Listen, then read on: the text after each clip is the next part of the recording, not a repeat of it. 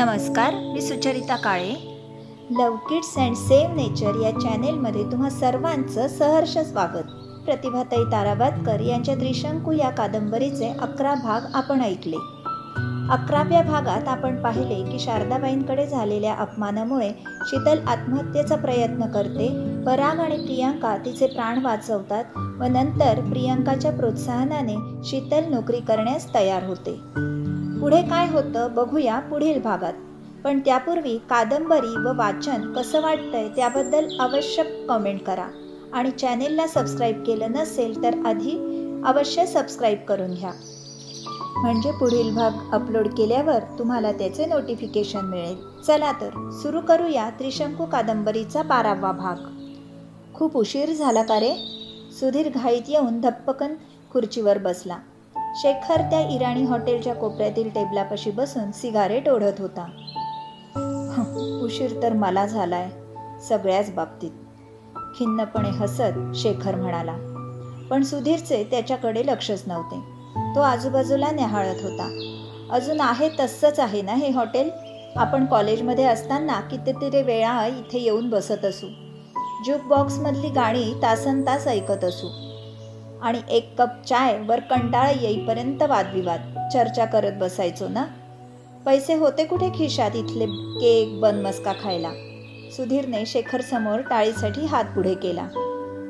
हो रे, पैसा नव्हता पण मजा होती. आता कळतं की आपण पैशाने श्रीमंत नव्हतो पण तरीही मजेत होतो. गेले ते दिवस. शेखरने सुस्कारा सोडला. सुधीर, एक काम करशील माझं? मला शक्य असेल तर नक्कीच करेन, सुधीर सावधपणे म्हणाला. या बालपणाच्या दोस्ताचं बेबंद वागणं बघितल्यावर त्याला तसं वागणं भाग होतं. आमच्या शाल्मलीला आणि शैलेशला भेटायचं आहे मला. शेखरने दुसरी सिगारेट पेटवली. आपल्याच मुलांना भेटायच्या कल्पनेनेच त्याला दडपण आले होते. काय दिवस आलेत शेखरवर. एका क्षणाच्या मोहापायी केवढी मोठी किंमत मोजावी लागतीये याला. मी प्रयत्न करतो पण जरा कठीणच आहे. शीतल वहिनीने आत्महत्येचा प्रयत्न केला तेव्हापासून शाल्मली आणि शैलेश शाळा सुटली की सरळ घरी येतात. ते फक्त शिकवणीसाठी बाहेर पडतात. शीतलने आत्महत्येचा प्रयत्न केला? शेखरची सारी गात्रे बधीर झाली. बिचारी शीतल, मनाने इतकी कोमल, साधी, सरळ. किती भोगावं लागलं असेल तिला. मी शोभा काकूला विचारतो, तिची परवानगी काढतो तुला मुलांना भेटायचं आहे म्हणून. आईला? नको रे बाबा, शेखरने हात जोडले. शीतलने एवढा मोठा निर्णय घेतला त्याला मी जबाबदार आहे हे तिच्या लक्षात आलंच असेल. ती तर मला दारातूनच हाकलून देईल. नो नॉनसेन्सवर विश्वास असलेली आहे आमची आई. जाऊ देत, मी चूक केली, परिणाम मला भोगावे लागणारच. शेखर उठला आणि त्याने हाक मारली. बेटा, श्वेता, शीतल हॉस्पिटलमध्ये होती तेव्हा तू तिला भेटायला एकदाही का नाही आलीस? शोभाताईंनी कडक आवाजात मुलीला विचारले. एवढं जीव द्यायला कशाला जायचं? दादा घरासाठी पैसे पुरवतोय ना. फक्त पैसेच लागतात का ग जगायला? ती नवीन वहिनी बघ कशी पॉश राहते. ब्युटी पार्लरमध्ये जाऊन स्वतःला व्यवस्थित ठेवते.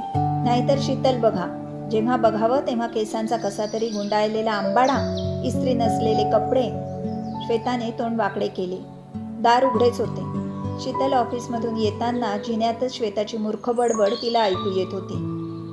शीतल उदासपणे मनाशीच हसली. ही माणसं नक्की माझी आहेत का? केवळ नातं असल्याने माणसं आपली असतात का? प्रियांका म्हणते तेच खरे. माणसं चाळून पाखडून घ्यावीत, आपली माणसं जवळ करावीत आणि श्वेतासारखे खडे निवडून बाजूला करावेत. घर आलं तसं शीतलने चेहरा हसरा केला. अगं बाई शीतल, बाहेर गेली होतीस का? श्वेता हल्ली तिला वहिनी म्हणायचं टाळत होती हे शीतलच्या लक्षात आले होते. हो, ऑफिसला गेले होते. शीतलने पर्स सोफ्यावर टाकली आणि ती हातपाय धुवायला आत गेली. ऑफिसला गेले होते असं म्हटल्यावर श्वेताचा वाचलेला आ बघून तिला हसूच आले होते. बरं झालं श्वेता तू आलीस ते. माझ्यासाठी फक्कड चहा करून आण बाई. दिवसभर इतकं काम होतं ना ऑफिसमध्ये की अंग मोडून आलंय बघ. श्वेता ऑफिसमधून आली की शीतलला फरमान सोडायची. अगदी तसंच शीतलने फरमावलं तशी श्वेता पाय आपटत स्वयंपाकघरात गेली. शीतलने शोभाताईंकडे बघून डोळे मिचकावले आणि शोभाताईंनी अंगठा उंचावला. शीतलमध्ये आता सकारात्मक बदल जाणवू लागला होता. सगळीच माणसं चांगली असतात, आपण चांगलं वागलं की समोरचा माणूसही चांगला वागतो, असे शीतलचे भाबडे गैरसमज हळूहळू दूर होऊ लागले होते. सगळ्यांना मदत करणं आणि सगळ्यांनी आपल्याला गृहीत धरणं यात फरक आहे हे शीतलच्या लक्षात येऊ लागले होते. हल्ली अर्पिता नवीन निघालेल्या मॉलमध्ये फिरायला जात असे. तिथली एसीची गार हवा, चकचकीत दुकानं, परदेशी पदार्थ मिळणारी हॉटेलं, नाही कॅफे आणि ब्रँडेड कपडे, पर्सेस, शूजच्या जाहिराती, भर दिवसा मोठमोठ्या लाईट्समुळे बाहेरचे जग विसरायला लावणारे वातावरण, सारे कसे स्वप्नमय जग. अर्पिताकडे फारसे पैसे नसायचे, कारण शेखर त्याचा पुष्कळसा पगार त्याच्या घरी देत असे. अर्पिताने कितीही आदळापट केली तरी तो दाद देत नव्हता. जे आयुष्य अजयच्या घरात जगत होती तेच आयुष्य अर्पिताला शेखरकडे मिळालं होतं. मग अजयचं घर सोडून मी नक्की काय मिळवलं, अर्पिताला हल्ली राहून राहून वाटत असे. अगं बाई अर्पिता तू, रमतगमत दुकानांबाहेर विंडो शॉपिंग करणाऱ्या अर्पिताच्या कानावर शब्द पडले आणि तिने दचकून बघितलं. अजयची आत्या समोर उभी होती, तिला नखशिखांत न्याहाळत. आत्या, तुम्ही इथे कशा? अर्पिताने काहीतरी विचारायचं म्हणून विचारलं. लग्नाला आले होते हेमंतच्या. खरंच की तुला कुठे आठवणार आम्हा गरिबांची नावं? अगं माझ्या धाकट्या बहिणीचा मुलगा अजय आणि मुलं आली होती लग्नाला. काल झालं लग्न, अगदी थाटामाटात. एक जात सगळी मंडळी आली होती लग्नाला. उद्या आम्ही परत जाणार गावी, म्हणून आलो होतो हा मॉल का काय बघायला. पण तू इथे कशी? खरेदीला का? तुझं काय बाई, श्रीमंत माणसं तुम्ही, आमच्यासारखं नुसतं बघायला नाहीत तर खरेदीलाच आली असशील नाही? अर्पिताला एक शब्दही बोलू न देता आत्याबाई फटाफट बोलत होत्या. तेवढ्यात पुढे गेलेल्या लोकांनी त्यांना हाक मारली आणि त्या आले आले म्हणत पुढे गेल्या. अर्पिता मुकस्तंभासारखी जमिनीला खिळून उभी राहिली. अजयच्या सख्ख्या आत्तेभावाचं लग्न झालं, सगळ्यांना आमंत्रण होतं, पण आपल्याला आता त्या कुटुंबात कुठेच स्थान नाही. आपल्या वागणुकीनेच आपल्यावर ही पाळी आली आहे. एखाद्या त्रिशंकूसारखी स्थिती झाली आहे आपली. धड ना अजयच्या कुटुंबात आपल्याला स्थान आहे ना शेखरच्या. एक श्वेता सोडली तर शेखरकडचं कोणीही आपल्याला विचारत नाही. जर आपल्याला किंवा शेखरला काही झालं तर कोण येईल आपल्या मदतीला? अर्पिताला दरदरून घाम फुटला. शेखरचा घटस्फोट फायनल झाला की लग्नासाठी त्याच्या मागे लागायचे. अर्पिताने मनाशी पक्के केले. तेजूबाईंनी, शीतल नोकरी करायला लागली आहे, श्वेताने मॉलच्या बाहेर भेटल्यावर अर्पिताला बातमी दिली. अरे वा, छानच आहे की. शेखरला पोटगी द्यावी लागणार नाही आणि सगळे पैसे आपल्याला मिळतील खर्च करायला. अर्पिता मनातल्या मनात आडाखे बांधू लागली. शेखरचा पगार भरपूर आहे, तो सगळ्याच्या सगळा जर मिळाला तर त्या नवीन कॉम्प्लेक्समध्ये घर घेता येईल. मॉलमध्ये खरेदी, मल्टिप्लेक्समध्ये सिनेमा, ब्रँडेड कपडे, नवीन निघालेला मोबाईल फोन. अर्पिता स्वप्नरंजनात रमली होती. कधी एकदा शेखर येतोय आणि त्याच्या कानावर ही गोष्ट घालतीये असं तिला झालं होतं. बस स्टॉपवर उभी राहून ती बसची वाट पाहत उभी होती. तिच्या शेजारी रांगेत कोण उभं आहे याकडे तिचं लक्ष नव्हतं. काय अर्पिता, ओळखलं का? भर दुपारी दारात व्यंकप्पा आपले तंबाखूमुळे झालेले पिवळे दात दाखवत उभा होता. व्यंकप्पा त्यांच्या म्हणजे अजयच्या बिल्डिंगचा वॉचमन. त्याचे सलगीने बोलणे, त्याची देहबोली बघून अर्पिताच्या पाठीतून भयाने शिरशिरी आली. तिने पटकन दार लावून घेतले. आसपास इतकी शांतता होती की हाक मारावी तरी कोणाला ऐकू जाणार नाही. बंगल्याचे मालक दुपारी झोपतात आणि त्यांना ऐकू गेलं तरी ते म्हातार बाबा काय करू शकणार होते? व्यंकप्पाने एक झापड मारली असती तरी झिडपिडत खाली कोसळले असते. धपापत्या हृदयाने दाराला पाठ लावून अर्पिता उभी होती. व्यंकप्पाला कसं कळलं आपण इथे राहतो ते? आणि तो बिल्डिंगचा फालतू वॉचमन आपल्याला नावाने हाक मारत होता, सलगी दाखवत होता. किती असुरक्षित झालंय आपलं आयुष्य. अर्पिता विचार करत राहिली. हे घर सोडून दुसरीकडे जायलाच पाहिजे, तिने मनाशी निश्चय केला. शैलेश, अरे तुझा शर्ट असा कसा फाटला? शोभाताईंनी दारात उभा असलेल्या शैलेशकडे पाहून विचारले. त्याचं अंगही मातीने माखल्यासारखे दिसत होते. आजी, अगं दादाची आणि त्या सुरेशची मारामारी झाली, शाल्मलीने माहिती पुरवली. अरे अशी कशी मारामारी झाली? तो काही बोलला का तुला? हो आजी, तो सुरेश म्हणाला तुझे बाबा. शैलेशचे वटारलेले डोळे बघून ती गप्प बसली. अरे शैलेश, लोक काय बोलतच राहतात, आपण दुर्लक्ष करायला शिकायचं. माझा बाप काढायचं काय कारण होतं त्याला? त्याच्या बापाचं खातो का मी? शैलेश दात ओठ खाऊन म्हणाला. शोभाताईंना त्याची चिंता वाटू लागली. अर्धवट वयाचा मुलगा, या वयात त्याच्याकडे लक्ष ठेवायला हवं, पण कुठे कुठे लक्ष ठेवायचं? शीतल आत्ताच मानसिक दुखण्यातून बरी होतीये, हळूहळू नोकरीत उळतीये, आणि आता शैलेशची नवीनच काळजी. देवा, कुठे कुठे पुरेशी पडणार मी? शोभाताईंना शेखरचा भयंकर संताप आला. ही जी भरपट झाली आहे ती फक्त आणि फक्त शेखरमुळेच. ती कोण कुठली भटक भवानी शेखरच्या गळ्यात पडली म्हणून याने वाहवत जावं, तेही घरात शीतलसारखी बायको असताना. शीतल, आज डब्यात काय आणलं आहेस? शीतलने डबा उघडल्यावर नैना तिच्या डब्यात डोकावू लागली. ऑफिसच्या लंच अवरमध्ये सगळ्याजणी एकत्र येत. कामाच्या वेळी एकमेकींवर ओरडणाऱ्या, काम वेळेत पूर्ण होण्यासाठी धावपळ करणाऱ्या, एकमेकींवर चिडचिड करणाऱ्या साऱ्या जणी लंच अवरमध्ये एकत्र येऊन जणू काही झालेच नाही अशा थाटात गप्पा मारत जेवायला बसत. आपल्या मुलांच्या लाडीत तक्रारी, नवऱ्याबरोबर झालेल्या चकमकी, माहेरची कौतुकं, सारं जेवणाच्या टेबलवर शेअर केलं जात असे. त्यामुळे मनात कुढत बसायची वेळ येत नसे. रात गई बात गई असं वातावरण शीतलला फारच आवडलं होतं. कंपनीच्या मालकीनबाई पद्माताई प्रियांकाच्या जुन्या पेशंट होत्या. आपल्या कंपनीत त्या कटाक्षाने स्त्रियांना संधी द्यायच्या. स्त्रीला संधी मिळाली तर ती सुद्धा आपले अस्तित्व सिद्ध करू शकते असा त्यांचा विश्वास होता. कंपनीत पहारेकरी सोडले तर सर्व स्टाफ लेडीज होता. त्यामुळे वातावरण अधिक मोकळे ढाकळे होते. प्रत्येकीला संसार, मुलंबाळं सांभाळून नोकरी करायची असल्याने त्या एकमेकींना सहाय्य करायला मागेपुढे पाहत नसत. शीतलच्या घरातील परिस्थितीची कल्पना आधीच देऊन ठेवल्याने कदाचित मुलांपलीकडे त्यांच्या बाबांची चौकशी कोणी कधी केली नाही. मुलांना दिवाळीची सुट्टी लागली की आपण त्यांना घेऊन कुठेतरी जाऊया का? तेवढाच बदल, आपल्याला आणि मुलांना सुद्धा. चालेल की, पण अजून किती अवकाश आहे दिवाळीला? अगं, आत्तापासूनच त्याच्या मागे लागलं तर हॉटेलचं बुकिंग, गाडीचं रिझर्वेशन सगळं प्लॅन करून जाता येईल ना. ऐनवेळी ठरवलं तर खूपच महाग पडेल. कुठे जायचे प्लॅन्स चालू आहेत? पद्माताई आपल्या मागे उभ्या राहून आपल्या गप्पा ऐकत आहेत. हे कोणाच्या गावीही नव्हतं. सगळ्याजणी चपापल्या. मॅडम, दिवाळीच्या सुट्टीत मुलांना घेऊन 2 दिवस कुठेतरी जायचं म्हणत होतो. जयश्री धीर करून म्हणाली. अगं मग जा की, आपल्या कंपनीचा माथेरानला बंगला आहे, तिथे जाऊन राहा, म्हणजे राहण्याचा खर्च येणार नाही. शिवाय तिथे आमच्या राजू बावर्चीला पाठवून देते, तुमच्या खाण्याची व्यवस्था तो करेल. आंधळा मागतो 1 डोळा आणि देव देतो 2 डोळे, अशी सगळ्यांची अवस्था झाली. माथेरानला 2 दिवस जायच्या कल्पनेनेच साऱ्या स्टाफमध्ये उत्साहाची लहर पसरली. माथेरानला काय काय करायचे याचे प्लॅनिंग सुरू झाले.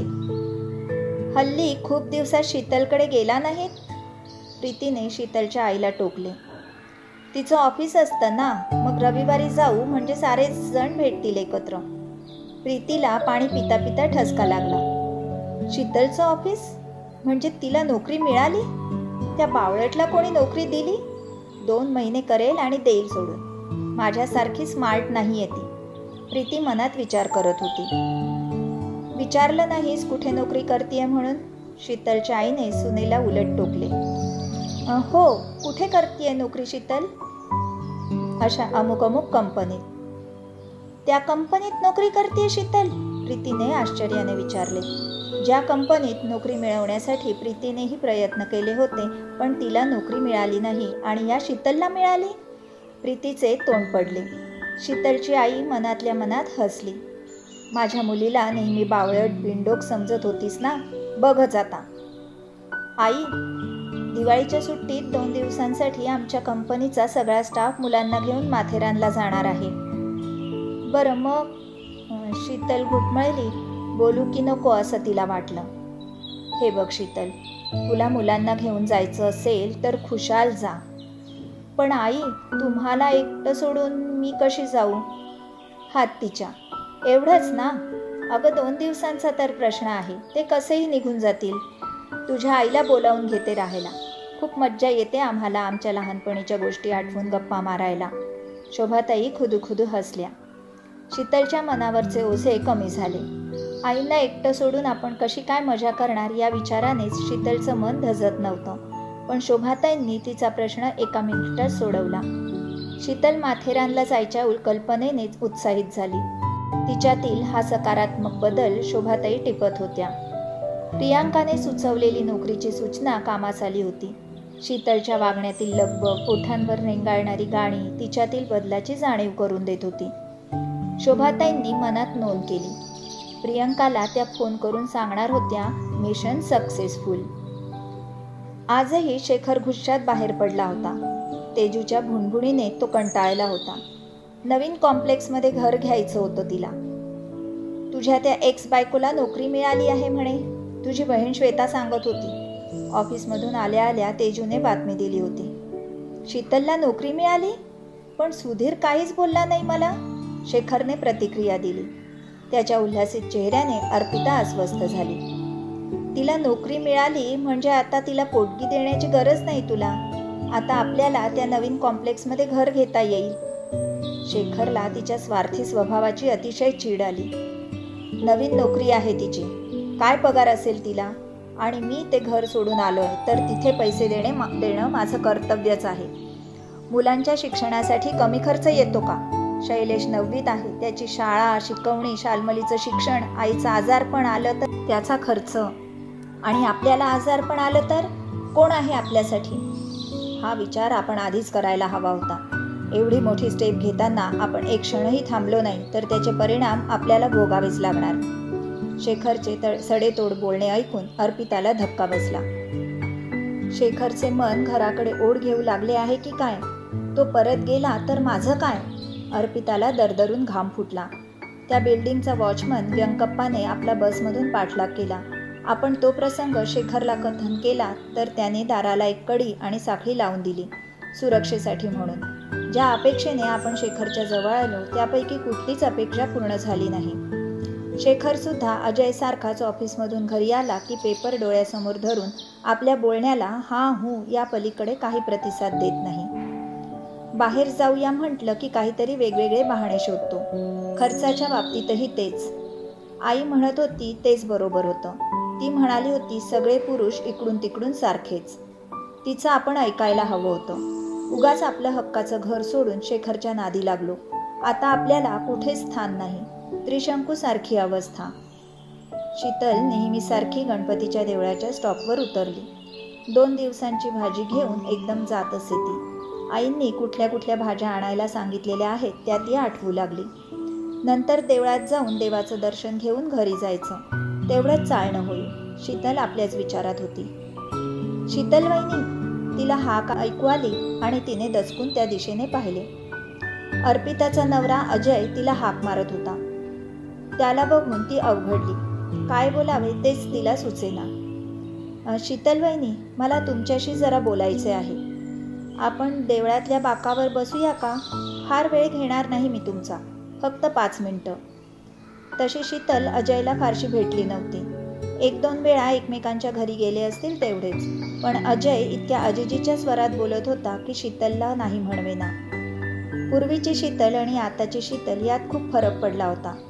पूर्वीची शीतल घाबरली असती असं परपुरुषाशी बोलताना कोणी पाहिलं तर. पण आता तिच्या लक्षात आलं होतं, वाघ म्हटलं तरी खातो आणि वाघ्या म्हटलं तरी खातो, मग समाजाची पर्वा कितपत करायची? शीतल आणि अजय एका बाकावर बसले. वहिनी, पुढच्या महिन्यात मी गावी जातोय कायमचा. आमच्या गावाजवळ नवीन फॅक्टरी सुरू झाली आहे, तिथे नोकरी धरली आहे. माझ्या आईवडिलांचे वय झाले आहे, त्यांच्याकडे लक्ष ठेवता येईल. आणि दुसरं म्हणजे मी लग्न करतोय. काय?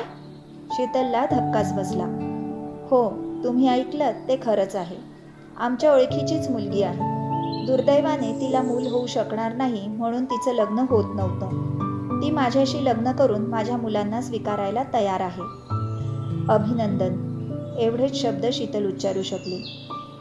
वहिनी, घर सांभाळून नोकरी करणं सोपं नाही, विशेषतः पुरुषांना. घरात वाढत्या वयाची 2 मुलं, ऑफिसची जबाबदारी, टेन्शन्स, मला काही झेपेना. मग आईवडिलांच्या सल्ल्याने परत बोहल्यावर चढतोय. पण खरं सांगू, पहिल्या लग्नात स्वप्न असतात, जोडीदाराविषयी अपेक्षा असतात, भावना असतात. पण आताचं हे लग्न म्हणजे निव्वळ तडजोड आहे. पण काय करणार, शो मस्ट गो ऑन. चला निघतो मी. बरं झालं तुम्ही भेटलात. मला माझ्या आयुष्यात घडणारी ही घटना तुमच्या कानावर घालायचीच होती. थोड्याच दिवसात गावी जातोय. बेस्ट लक. इतकेच शीतल अजयला बोलू शकली. आपली बायको दुसऱ्या माणसाबरोबर निघून गेली याचं किती दुःख झालं असेल अजय भाऊजींना. त्यांची पण आपल्यासारखीच त्रिशंकू अवस्था झाली आहे. काय ग, आज इतका उशीर झाला यायला? शोभाताईंनी शीतलला विचारले. आज मी भाजी घेत असताना अजय भाऊजी भेटले, शीतल सांगू लागली. हल्ली अर्पिताला फारच असुरक्षित वाटू लागले होते. ती नवऱ्याला सोडून शेखर बरोबर राहते आहे हे कळल्यावर तिला ओळखणारी काही लाळघोटी माणसं रस्त्यावर भेटली की तिच्याशी बोलायला येत. त्यांच्या डोळ्यातील लालसा अर्पिताला अस्वस्थ करत असे. आपल्याबद्दल त्या माणसांच्या काय भावना आहेत हे लक्षात येऊन तिला स्वतःचाच राग येत असे. आपल्याला कशी काय भुरळ पडली? स्वतःच्या 2 मुलांचाही आपण विचार केला नाही. अशा वागण्याने आपल्याला नक्की काय मिळाले? आई वडील सासू सासरे सावध करण्याचा प्रयत्न करत होते, पण आपल्याला कसली एवढी नशा चढली होती? अजय समंजस होता. आपल्याला स्वयंपाकाची आवड नव्हती तरी आपल्याला सांभाळून घेत होता. ऑफिसमधून घरी आल्यावर मुलांशी संवाद साधत होता. पण त्याचे हे गुण आपल्याला कधीच कसे दिसले नाहीत? इतकी शेखरच्या प्रेमात पडले की ती केवळ शारीरिक ओढ होती. पण लग्नाला इतकी वर्षे झाली होती, 2 मुलं पण झाली होती. मग तरीही अशी ओढ? आता शेखरचे चांगले वाईट सारं काही स्वीकारावं लागेल, त्याचं चेन स्मोकिंगही. अर्पिता कितीतरी वेळ नुसती बसून राहिली होती. आज तरी शेखर लवकर येईल का? हल्ली त्याला पुष्कळ वेळा उशीर होतो. विचारलं तर ऑफिसमध्ये खूप काम होतं म्हणतो, पण नक्की ऑफिसमध्येच असतो की त्याच्या घरी बायको मुलांना भेटायला जातो? समजा त्याला पश्चात्ताप झाला आणि त्याने परत घरी जाण्याचा निर्णय घेतला तर? अर्पिताच्या पाठीतून भयाची शिरशिरी गेली. असं झालं तर मग मी कुठे जाऊ? आज देवळाजवळ भाजी घेत असताना अजय भाऊजी भेटले. कोण अजय भाऊजी? ते नाही का, तिचा नवरा? शीतलने अर्पिताचे नाव घेण्याचे टाळले. तो अजय भाऊजी तुझ्याशी बोलला? शोभाताईंनी आश्चर्याने विचारले. हो, पुढच्या महिन्यात गावी चालले. दुसरी नोकरी मिळाली आहे त्यांना. काय करेल बिचारा? शोभाताई सुस्कारा सोडत म्हणाल्या. कसं तोंड दिलं असेल त्याने समाजाला? एका पुरुषाला त्याची बायको कोणाचा तरी हात धरून निघून गेली हे किती अपमानास्पद वाटतं. शिवाय बायको सांभाळता आली नाही म्हणून टर उडवली जाते. आणि बायकांचं काय? त्यांचं जीवनही तर उद्ध्वस्त होतं. मनातल्या मनात शीतल म्हणाली. ते पुन्हा लग्न करतायत. ऑफिस, मुलांकडे पाहणं सगळं काही जमत नाही आहे त्यांना. बायकांसारखे अष्टावधानी आणि खमके नसतात पुरुष. बाहेर मोठा आव आणतात पण ते नुसतं दाखवण्यापुरतंच. शोभाताई बोलता बोलता थांबल्या. थोडा वेळ विचार करत राहिल्या आणि मग एक एक शब्द सावकाश उच्चारत त्या म्हणाल्या. शीतल, तुला घटस्फोटानंतर जर पुनर्विवाह करायचा असेल तर जरूर कर. मी सांभाळेन शैलेश आणि शाल्मलीला. शीतल पाणी पित होती. तिचा पेला हिंदकळला. आई. शीतल शोभाताईंच्या गळ्यात पडून हुंदके देऊ लागली. आई, तुम्ही असा कसा विचार करू शकता? मी तुम्हाला सोडून कुठे जाऊ? तुम्ही तिघच तर माझं विश्व आहे. शीतलचं शरीर हुंदक्यांनी गदगदत होतं. पुढे काय होतं बघूया पुढील भागात. पुढील भाग पाहण्यासाठी चॅनेलला अवश्य सबस्क्राईब करा, म्हणजे पुढील भाग अपलोड केल्यावर तुम्हाला त्याचे नोटिफिकेशन मिळेल. तर मंडळी, चॅनेलला सबस्क्राईब केलं नसेल तर सबस्क्राईब करा आणि लाईक कमेंट करून जास्तीत जास्त शेअर करा. धन्यवाद.